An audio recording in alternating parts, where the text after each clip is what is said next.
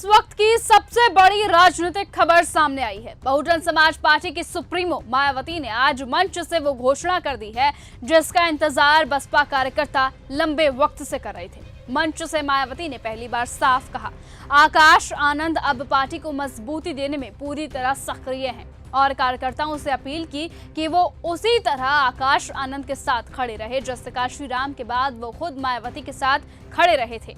यानी अब बसपा का अगला चेहरा तय है, आकाश आनंद। काशीराम की पुण्यतिथि पर लखनऊ का मंच सिर्फ श्रद्धांजलि का नहीं बल्कि पार्टी के भविष्य का मंच बन गया है।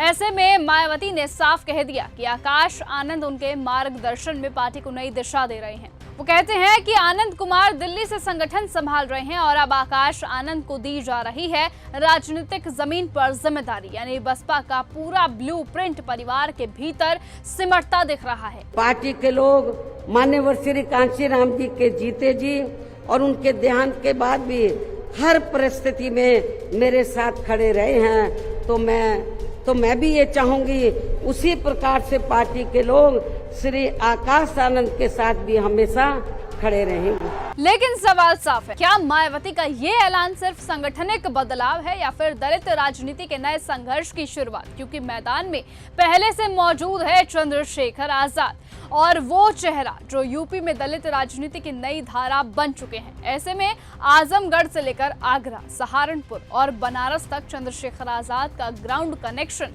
और आक्रामक तेवर लगातार बसपा के वोट बैंक में सेंध लगाते रहे हैं। चंद्रशेखर आजाद अब न सिर्फ बहुजन युवाओं की आवाज बन चुके हैं बल्कि समाज में दलित अस्मिता की नई परिभाषा गढ़ रहे हैं।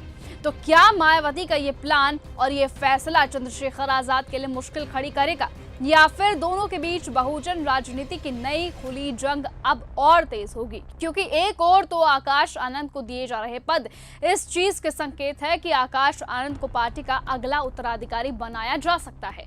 ऐसे में बसपा ने दलित वोटों को परिवार के अंदर रखने का संदेश भी साफ दे दिया है। तो वहीं दूसरी ओर चंद्रशेखर आजाद उसी बहुजन समाज में सड़क से संसद तक की लड़ाई का चेहरा बन चुके हैं। राजनीतिक विश्लेषक ये मानते हैं कि 2027 के यूपी विधानसभा चुनावों का असली संघर्ष अब यहीं तय होगा, क्योंकि मायावती के अनुभव और आकाश की युवा छवि जहां बसपा को नई सांस दे सकती है, तो वहीं चंद्रशेखर आजाद की जन जुड़ाव वाली राजनीति इस गठजोड़ के लिए सबसे बड़ी चुनौती बन सकती है। दलित राजनीति का ये नया अध्याय अब दो चेहरों के इर्द गिर्द घूमेगा, एक तरफ मायावती की विरासत पर तो दूसरी ओर चंद्रशेखर आजाद का उभार। बसपा ने उत्तराधिकारी तय तो अभी नहीं किया है, लेकिन अब सवाल ये है कि क्या आकाश आनंद उस भरोसे को निभा पाएंगे जो मायावती ने उनके नाम पर कर दिया है, या फिर चंद्रशेखर आजाद की तेज रफ्तार बहुजन राजनीति की दिशा ही बदल देगी। इसलिए अब ये देखना होगा कि बहुजन राजनीति का असली उत्तराधिकारी जनता किसे मानती है, मायावती के घर का आकाश आनंद या फिर सड़क पर संघर्ष करता चंद्रशेखर आजाद। क्योंकि मैदान वही है, मुद्दे वही है, लेकिन अब लड़ाई विरासत बनाम विद्रोह की हो चुकी है। ऐसे में कयास यहाँ तक लगाए जा रहे हैं कि मायावती ने चंद्रशेखर आजाद के लिए मुश्किलें भी अब खड़ी कर दी हैं आकाश आनंद को पूरी तरह से मैदान में लाकर। लेकिन फिलहाल जो भी होगा वो आगे आने वाला वक्त बताएगा, यूपी के चुनाव बताएंगे और यूपी की जनता इस चीज का फैसला करेगी। लेकिन तब तक के लिए आप बने रहिए और ऐसे ही देखते रहिए न्यूज गंगा। नमस्कार। अगर आपको ये हमारा वीडियो पसंद आया हो तो इसे लाइक और शेयर करना बिल्कुल ना भूलें। साथ ही हमारे चैनल न्यूज गंगा को सब्सक्राइब और फॉलो जरूर करें ताकि देश और दुनिया की हर बड़ी खबर आप तक सबसे पहले पहुंचे।